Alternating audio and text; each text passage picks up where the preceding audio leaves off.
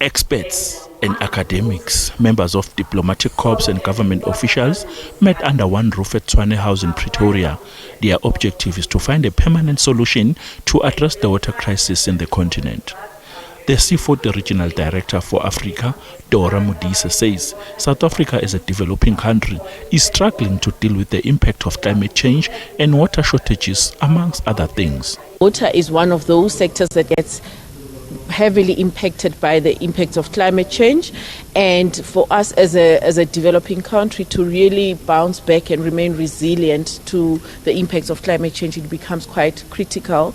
We see huge flooding events, we see water shortages all around, and we really struggle in dealing with those. The Danish Ambassador to South Africa, Elisabeth Sondergaard, says they are aware that most African countries are hit hard by climate change and that they have made it a priority to assist the affected countries. We see that African countries and cities are unfortunately hit the hardest. So that's why it's a priority for the Danish government. And we are very happy to support the C40 network so that African cities can come together and exchange ideas, such as the workshop that City of Tshwane is hosting now.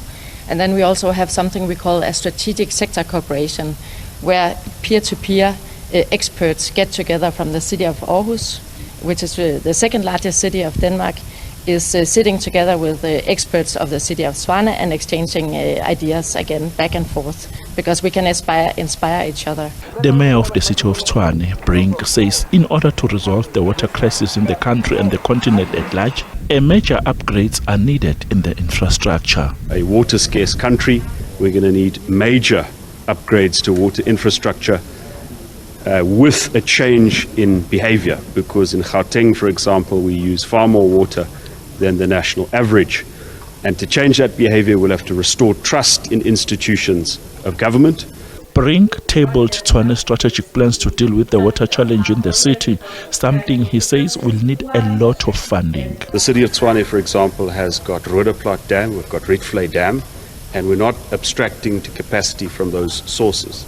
Secondly, we've got to reduce the distribution losses, the leaking pipes, the theft of water that we now see in many more instances, and for that we're going to need significant more infrastructure spend.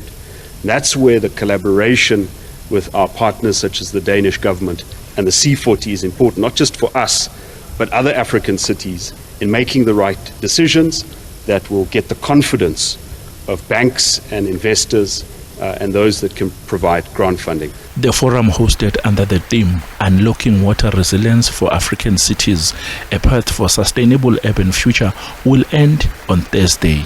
Calvin Dludla, SABC News, Pretoria.